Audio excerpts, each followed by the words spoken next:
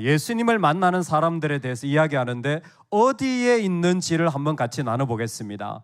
우리 책에 있는 분들은 한번 그 속에 그려도 좋은데 조금 이따가 제가 그리세요 하는 부분은 책에 한번 그려도 좋습니다. 먼저는 이렇게 세계 지도가 있죠. 이렇게 아시아도 있고 유럽도 있고 중동도 있고 아프리카도 있습니다. 그런데 성경에 나오는 지금 지역은 어디냐면 저 중동과 아프리카에 있는 저 지역이 있죠. 그래서 바로 여기가 될 겁니다. 지금 예수님과 나다나엘이 얘기를 나누는 자리는 바로 이 지역이고, 이 지역을 조금 더 확대하면 이런 모양의 자리가 되겠죠. 저게 중간에 보이는 파란색이 지중해고, 거기에 레바논, 이스라엘, 시리아, 요르단, 이라크, 지금 지명들이 이렇게 적혀져 있는 곳이 보입니다. 저 위에 튀르키예라는 곳이 터키겠죠, 그렇죠? 그래서 소아시아 지역이 될 겁니다. 지금 우리는 여기를 보고 있습니다. 자, 이 부분을 한번 간단하게 정리를 해보면 이렇게 보입니다. 이스라엘의 예루살렘이 보이죠. 근데 중요한 건 이 세 개가 보여야 돼요. 짜잔! 그래서 동그라미 세 개면 우리는 정리할 수 있습니다. 네모를 그리고 제일 위에 동그라미를 저는 큰 빵, 그리고 동그라미 두 개를 작은 빵이라고 부릅니다. 그래서 빵 세 개면 이스라엘 지도가 정리가 돼요. 이렇게 해놓으면 딱 머리에 기억하기 좋습니다. 지금 이 지도는 앞에 있는 이 부분을 줄여서 제가 정리를 한 것이 됩니다. 이렇게. 그래서 제일 큰 빵이 지중해, 오른쪽에 작은 빵이 갈릴리, 작대기로 쭉 이어져 있죠. 저 작대기가 요단강, 제일 밑에가 사해. 요거는 꼭 기억해놔야 됩니다. 이스라엘 지도. 그래서 요 지도를 한번 노트에다가 적어보면 좋겠습니다. 어렵지 않죠? 제일 위에 큰 빵, 작은 빵, 그 다음 마지막 빵, 빵 세 개 딱 하고 중간에 작대기 연결해서 하면 지중해, 갈릴리, 요단강, 사해가 될 것입니다. 어렵지 않게 그릴 수 있습니다. 자, 그렇다면 우리 화면을 한번 보면서 맞춰볼까요? 자, 제일 위에 있는 큰 빵이 뭐죠? 지중해. 오우, 똑똑해라. 지중해를 알다니. 그 다음 제일 위에 있는 작은 빵, 갈릴리. 거기에 있는 작대기, 요단강. 그리고 마지막에 있는 빵은 사해입니다. 와우, 어마어마합니다. 여기를 우리가 기억하면 됩니다. 자, 조금 달라졌네요. 거기에 뭐가 더해졌죠? 예루살렘과 나사렛이 표시가 됐습니다. 여기까지는 꼭 아시면 좋겠어요. 그래서 지중해가 있는데 오른쪽 갈릴리, 요단강, 사해가 있을 때, 자, 요단강과 사해가 만나는 저 점으로 왼쪽으로 딱 가면 예루살렘이 있어요. 요단강과 사해가 만나는 저 지점에서 왼쪽으로 가면 이스라엘의 수도인 예루살렘이 있습니다. 그리고 예루살렘에서 북쪽으로 쭉 요단강을 따라서 갈릴리 쪽으로 가면 120km 떨어진 곳에 나사렛이 있어요. 그래서 나사렛은요, 사해 옆에 있나요? 갈릴리 옆에 있나요? 예루살렘은 사해 옆에 있나요? 갈릴리 옆에 있나요? 요것만 분별하시면 돼요. 요것만 분별하면 정말 많은 것을 이해할 수 있습니다. 자, 해볼까요? 자, 제일 위에 큰 빵이 뭐라고요? 지중해. 그 다음 작은 빵, 그 다음 밑에 작대기, 요단강. 그 밑에 있는 빵, 사해. 사해 옆에 있는 지역, 예루살렘. 저 갈릴리 옆에 있는 지역, 우와. 자, 그래서 오늘 우리는 나다나엘에 대해서 배우게 됩니다. 갈 줄 알았죠? 반복. 자, 첫 번째 빵 뭐라고요? 지중해. 두 번째 빵 작대기. 제일 밑에 빵 사해 옆에. 이거 지금 못 외우고 계신 거예요? 빨리 외우셔야 돼요. 저 갈릴리 옆에 나사렛. 넘어가겠습니다. 자, 첫 번째 나다나엘을 통하여 배울 수 있는 것은 부르심은 뭐로 임한다? 은혜로 임한다. 예수님께서 그 가버나움, 벳세다 지역, 갈릴리 지역입니다. 갈릴리 지역에 있을 때 빌립을 부르시는데 빌립이 나다나엘이라는 사람을 만나게 돼요. 내가 나사렛 예수를 만났는데 그 사람이 메시아다. 네가 한번 만나보면 좋겠다. 예수님을 소개할 때 누구라고 소개하냐면 나사렛 예수님이라고 소개해요. 자, 나사렛은 사해 옆에 있나요? 갈릴리 옆에 있나요? 갈릴리 옆에 있죠. 예루살렘에서 가깝나요? 먼가요? 멀죠. 이 이야기는 뭐냐면 나사렛은 예루살렘의 중요한 종교적인 신앙적인 모습과는 멀어져 있는 곳이라는 겁니다. 나사렛과 예루살렘 사이에 딱 중간에 사마리아가 있는데 사마리아만 하더라도 예루살렘 사람들은 저 상종 못할 사람들, 심지어 멍멍이 같은 사람들이라고 표현할 정도였어요. 그런데 그보다 2배나 더 먼 나사렛 지역 출신이라고 하니까 그 사람이 어떻게 메시아가 될 수가 있어? 빌립이 나사렛 예수를 만났는데 나사렛 예수가 메시아야 했더니 어떻게 나사렛에서 무슨 선한 것이 나겠느냐? 나다나엘은 생각했어요. 저 나사렛에서 저기 별표 보여요? 별표 혹시 보입니까? 저기가 나사렛이에요. 그러면 저 오른쪽에 파란색 저거는 무슨 강? 예, 강이 아니죠. 바다죠. 무슨 바다? 갈릴리 바다죠. 갈릴리 바다죠. 그렇죠? 아니 저 멀리 갈릴리 저 바다 있는 저 나사렛에서 무슨 선한 것이 나겠느냐? 나다나엘이 왜 이렇게 말했을까요? 왜냐하면 예루살렘에서 너무 멀어.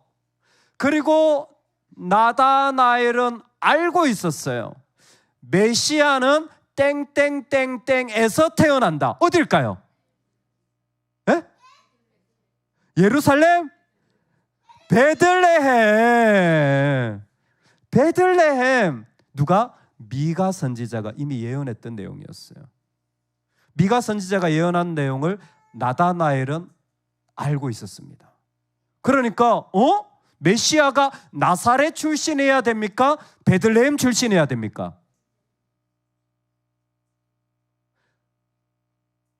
메시아는 어디에서 태어나야 한다고요? 땡땡땡땡. 그러면 메시아는 나사렛 출신이어야 할까요? 베들레헴 출신이어야 할까요? 베들레헴 출신이어야 합니다. 그런데 빌립이 예수님을 어디 예수라고 소개했다고요? 나사렛 예수. 베들레헴에서 태어나야 되는데 메시아는? 근데 빌립이 나사렛에 태어난 예수인 것처럼 나사렛 예수라고 붙여진 거예요. 그러면 예수님이 태어나신 곳은 어디입니까? 베들레헴입니다. 예수님이 자라신 곳은 어디입니까? 나사렛이죠. 예수님을 나사렛 예수라고 부르는 것은 잘못 부르는 거였어요. 사람들이 원래 태어난 곳 지명으로 불렀어야 됐어요. 그러면 베들레헴 예수라고 불러야 됐는데 왜 나사렛 예수라고 부를까요? 예수님을 폄하하는 이름이에요. 예수님을 비하시키는 이름. 저 무식한 누구누구. 저 가난한 누구누구. 저 상종 못할 누구누구. 지금까지 2000년 동안 사람들은 예수님을 나사렛 예수라고 불러요. 나다나엘은 자기의 생각과 지식을 딱 가지고 있었어요. 여러분, 사람이 자신의 생각과 지식이 있을 때 어떻게 나사렛에서 선한 것이 나올 수 있겠느냐? 때로는 우리가 주님을 안다고 하는데 제대로 알지 못하면 그 아는 게 걸림돌이 되어져요. 주님을 아는데 확실하게 알지 못하면 그 섣부르게 아는 것이 오히려 주님을 오해하게 만들어요. 지금 그 일이 일어난 거예요. 예수님은 베들레헴에서 태어나셨음에도 불구하고 나사렛 예수라고 불려질 때 내가 아는 것과 다르니까 나다나엘은 예수님을 거절합니다. 나사렛에서 무슨 선한 것이 나겠느냐? 하지만 완벽하지 않아도 하나님은 은혜로 그 사람을 부르십니다. 편견이 있어요. 그래도 하나님은 그 사람 부르실 수 있을까요? 없을까요? 하나님은 은혜로 부르시는 거예요. 그 사람이 죄가 있어요. 하나님 그 사람 부르실까요? 안 부르실까요? 은혜로 부르시는 거예요. 고린도전서에 보면 하나님께서 세상의 미련한 것들을 택하사 지혜 있는 자들을 부끄럽게 하시고 세상의 약한 것들을 택하사 강한 것을 부끄럽게 하신다. 하나님도 지혜가 없고 부끄러운 걸 아시지만 부르심은 은혜로 부르시는 거예요. 빌립은 나다나엘에게 말합니다. 야, 나사렛에서 무슨 선한 것이 나겠느냐? 여러분, 그래서 우리가 알고 있는 것들은요, 주님을 경험하는 것으로 바뀌어져야 돼요. 알고 있는 지식은 경험하는 것으로 바뀌어져야 돼요. 내가 직접 주님을 만나봐야 돼요. 오늘 이 말씀을 듣는 모든 분들이 주님을 직접 만나는 은혜가 있기를 소망합니다. 내가 주님을 직접 경험해 봐야 돼요. 그래서 나다나엘에게 와보라, 네가 만나봐야 된다. 와보라, come and see. 와서 봐. 주님을 직접 경험해봐. 네가 알고 있는 것이 전부가 아니야. 그건 불완전할 수도 있는 거야. 네가 직접 경험해보면 예수님이 어떤 분인지 알게 될 거야. 왜 은혜로 부르십니까? 주님을 경험해보라고. 주님을 만나보면 그 말할 수 없는 은혜와 주님의 놀라운 세계를 경험하기 때문에 여러분, 우리가 하나님을 알아갈 때 꼭 필요한 것이 주님을 경험하는 삶이에요. 왜? 우리를 은혜로 부르기 때문에. 나다나엘같이 편협하고 자기 생각에만 집착해 있고 때로는 아무것도 아닌 약한 자들을 하나님은 지금도 은혜로 부르시는 겁니다.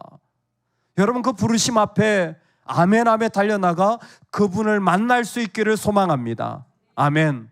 두 번째, 하나님은 어떤 사람을 부르십니까? 따라합시다. 하나님은 정직한 자를 부르신다. 여러분, 나다나엘을 부르실 때에 아니 도대체 그 나사렛 예수가 어떤 사람이냐? 그랬더니 빌립이 와서 보라. 예수께서 나다나엘이 자기에게 오는 것을 보십니다.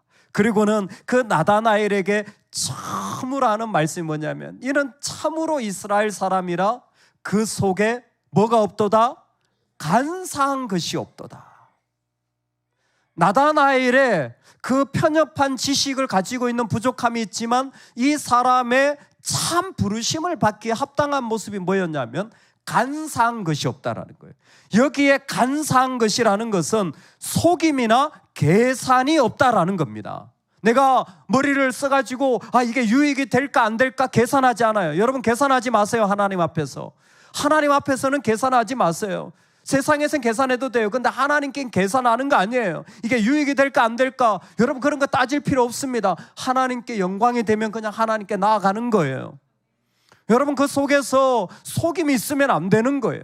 내 속에 간사한 것이 없다라는 것은 나다나엘이라는 사람의 마음은 자신의 솔직함을 그대로 하나님께 표현하는 그런 사람이었어요. 그래서 이 나다나엘을 예수님께서 참 이스라엘 사람이로다, 참 이스라엘 사람이로다.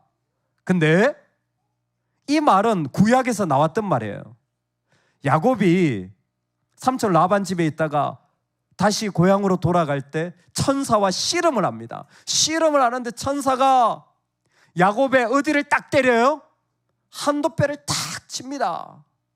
그리고는 야곱의 이름을 바꿔주죠. 야곱을 뭐라고 합니까? 땡땡땡땡. 우와, 어떻게 알았어요? 이스라엘이라 하리라. 여러분, 이스라엘이 무슨 뜻인지 아세요? 하나님의 백성이라는 말입니다. 이스라엘은 하나님의 사람이라는 말이에요. 야곱이라는 말은 뭘까요? 속이는 자입니다. 야곱은 속이는 자였어요. 즉 간사한 사람이었어요. 정확하게. 근데 이 사람이, 야곱이 이름이 바뀌어져. 그 삼촌 집에서 21년의 봉사가 끝나고 돌아왔을 때 이스라엘로 야곱이 바뀌어진 것처럼 나다나엘이 하나님을 정말 찾는 사람이었기 때문에 예수님께 나아간 거예요. 이상하다. 베들레헴에서 태어나야 되는데 이 사람은 나사렛이라 불러. 그런데도 불구하고 하나님을 너무 찾는 사람이라 이 사람 안에는 정말 하나님을 만나고 싶어하는 그 마음이 있었기 때문에 예수님께 나아갈 때 예수님이 너의 속에 간사한 것이 없도다. 너 진짜 하나님 앞에 솔직하구나. 여러분, 하나님이 누구를 부르시냐면 하나님 앞에 정직한 사람을 지금도 부르시는 거예요. 내가 정말로 주님을 만나고 싶고 내가 정직하게 내 마음을 하나님께 쏟아놓으면 그 사람은 하나님 부르심을 받습니다. 정말 놀라운 인생의 비밀이에요. 내가 뭐 되고 싶다고 해서 될 수 있는 게 아니에요. 그런데 내 솔직한 마음을 하나님께 쏟아놓는 사람, 하나님은 그 사람을 부르시는 거예요. 나다나엘이 놀랐어요. 아니, 저를 아세요? 저를 아세요? 저 언제 봤다고 저한테 간사한 것이 없다고 하세요? 그랬더니 예수님께서 네가 무화과 나무 아래에 있을 때 보았다. 무화과 나무가 있어요. 근데 그 아래에 나다나엘이 앉아 있는 것을 예수님이 보신 거예요. 예수님 왜 다른 얘기가 아니라 지금 이 얘기 할까요? 왜 나다나엘은 무화과 나무 아래에 앉아 있었죠? 1번 무화과 열매 따먹으려고, 2번 잠자려고, 3번 혼자 은밀하게 기도하려고. 뭘까요? 어떻게 알았지? 실제로 탈무드에 보면 무화과 나무 아래는 말씀 묵상하는 자리다라는 표현이 있습니다. 그러니까 당시에 다른 것도 아니라 무화과 나무 아래에 있다라는 건 혼자 조용히 누구도 보지 않고 기도하는 자리인 거예요. 혼자 조용히 말씀을 보는데 그때는 누구도 몰라요. 나만 알아요. 그리고 하나님만 아시는 거예요. 근데 예수님이 하나님이시기 때문에 그 자리를 아시는 거예요. 여러분, 우리가 기도할 때에 정직하게 기도하면, 정직하게 그 말씀을 듣고 반응하면 예수님이 아시는 겁니다. 그리고 그때 그 사람을 부르시는 거예요. 네가 무화과 나무 아래 있을 때 보았다라는 것은 이 나다나엘이 가장 정직하게 하나님 앞에 나아가는 시간을 그는 가지고 있었던 거예요. 여러분들의 무화과 나무 아래 자리가 있기를 소망합니다. 여러분, 무화과 나무 아래 자리가 있으세요? 저기 저 자리가 제 자리입니다. 새벽 기도 마치고 제가 기도하는 자리. 바닥에 무릎 꿇고 했는데 어떤 성도님, 목사님 그러면 무릎이 다 나가, 나이가 들면 관절을 다 날려서 못 걸으세요.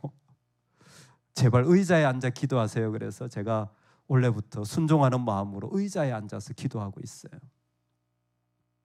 제 사무실에도 제가 기도하는 자리를 만들려고 합니다. 지금 만들고 있어요. 여러분, 우리가 은밀하게 주님을 만나는 자리가 필요합니다. 그때 하나님 그 무화과 나무 아래를 보시는 거예요. 그리고 놀랍게 그 자리에서 부름받는 거예요. 하나님 그때 우리를 초청하시는 겁니다. 하나님은 은혜로 부르세요. 우리가 부족하더라도 부르십니다. 하나님 우리가 솔직할 때 부르십니다. 그리고 그 부르심을 받잖아요. 그러면 주님을 향한 고백이 나옵니다. 우리 같이 한번 읽어볼까요? 시작. 당신은 하나님의, 한 번 더 읽겠습니다. 시작. 이스라엘의 임금이로소이다. 아멘. 마태복음 보면 마태복음 16장에 베드로가 주는 그리스도시요 살아계신 하나님의 아들이니이다 라는 고백을 합니다. 그 고백보다 먼저 나온 고백이 바로 나다나엘의 고백이에요. 사실 이 나다나엘은 공간복음에서 바돌로메라는 제자로 일반적으로 보고 있습니다. 예수님의 제자 중에 바돌로메가 있거든요. 그런데 이 나다나엘의 고백은 모든 인간, 모든 사람들 중에 예수님을 만나고 예수님을 만나서 예수님을 제대로 고백한 최초의 고백으로 불려집니다. 이야기는 뭐냐면 예수님이 부르실 때에 누구라도 그 안에 있는 게 뭐냐면 부름을 받잖아요. 그러면 예수님을 만나게 되어지고 예수님을 고백하게 되어지는 거예요. 당신은 하나님의 아들이요 이스라엘의 임금이로소이다. 주는 그리스도시요 살아계신 하나님의 아들입니다. 너무 똑같은 고백이잖아요. 근데 예수님을 만나자 예수님이 어떤 분인지를 알고 그 사람 입에서 부르심을 받으면 예수님에 대한 고백이 나오는 거예요. 고백이 나오는 정도가 아니에요. 고백이 나오는 정도가 아니에요. 부르심에 순종할 때 그 사람은 더 크신 하나님, 더 큰 일을 경험하게 됩니다. 나다나엘에게 해준 말씀이에요. 네가 무화과 나무 아래 있다 그것을 보았다므로 믿느냐? 이보다 더 큰 일을 보리라. 여러분 실제로 부르심에 순종하잖아요. 어머 나는 자격이 없는데요. 어머 나는 할 줄 모르는데. 그런데도 부르심에 순종하면요 내가 알고 있는 것보다 더 크신 하나님을 경험할 수 있게 되어져요. 나는 이것밖에 할 수 없는 사람인데 그 부르심에 순종하면 하나님의 더 놀라운 일을 경험하게 되어지는 거예요. 여러분 우리 모두가 부르심에 순종할 수 있기를 소망합니다. 하나님은 나이와 상관없어요. 하나님은 그 사람의 능력과 상관없이 부르십니다. 지금도 하나님은 부르시는 거예요. 그 부름에 순종할 때 그 사람은 더 크신 하나님. 와, 정말 부르심이야말로 우리 인생에 정말 보물단지예요. 인생에서 더 크신 하나님, 나는 상상도 하지 못한 더 큰 일을 경험하는 것. 나는 이것밖에 안 되는 사람이지만 부르심에 순종할 때 하나님은 그 사람을 더 놀랍게 사용해 가시는 거예요. 여러분 언제나 부르심에 순종하시기 바랍니다. 네가 더 큰 일을 보리라. 나다나엘은 마치 천사가 오르락내리락 하는 야곱이 그 베델에서 봤던 그 사닥다리의 그 환상과 같은, 놀랍게 계시록에도 이 천사가 오르락내리락 하는 이 모든 것이 무엇입니까? 하나님의 세계를 이 사람은 경험하는 거예요. 누가? 부르심을 받은 사람. 찬양팀으로 서는 것, 내가 가르치는 것, 청소하는 것, 정말 누군가를 섬기라고 성령의 감동을 줄 때, 하나님이 나에게 맡겨주실 때 그 모든 부르심은요 더 놀라운 하나님의 일들을 경험하는 너무너무 중요한 순간이에요. 여러분 정말 우리가 믿음의 선배로서 보여줘야 될 건 부르심에 순종하는 거예요. 저는 정말 우리 자녀들이 인생을 바꿀 수 있는 라이프 체인지 코드가 뭐냐? 부르심이라고 생각합니다. 자녀를 하나님 부르신다, 그보다 더 큰 축복이 없어요.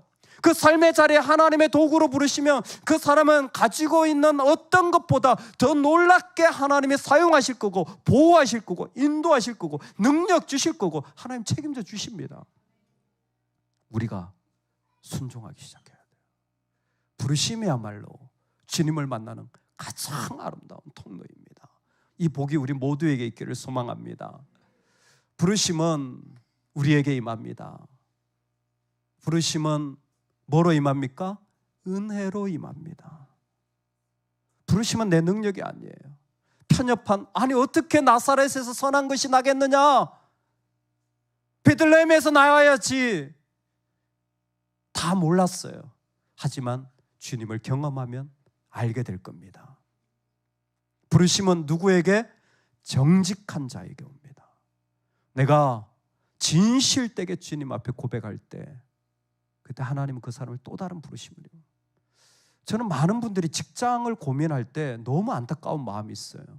왜 부르심을 기도 안 하고 잡을 위해 기도하는지 모르겠어요. 여러분, 이 땅에서 우리가 할 수 있는 일은 수천만 가지 아닙니까? 근데 왜 거기에 목을 매야 됩니까? 우리 부르심을 받아 살면 되는데, 그 일이 어떤 일이든 하나님 부르실 때에 그 자리에 나가면 되는 거잖아요. 돈을 버는 일이 뭐든지 어떤 일이든지 다 괜찮잖아요. 주님 원하시고 기뻐하시고 죄 짓는 게 아니라면 얼마든지, 그 언제? 정직한 마음으로 주님 앞에 은밀하게 기도할 때 임하시는 모습. 부르심은 주님을 뭐한다? 고백한다. 부르심은 주님을 말하게 해줘요. 주님이 누구신지를 그 사람이 선포돼, 그 사람을 통하여 그 가운데 나눠지고 그 사람을 통해 이야기해야 돼요. 부르심을 받은 자들은 더 크신 하나님, 더 큰 일을 경험하기 때문에, 와, 놀랍죠. 나다나엘아, 네가 더 큰 일을 보리라. 할렐루야. 여러분들이 더 큰 하나님의 세계를 보실 수 있기를 소망합니다. 더 크신 하나님의 이야기가 우리의 이야기 되어지는 2026년이 되기를 진심으로 축복합니다. 아멘.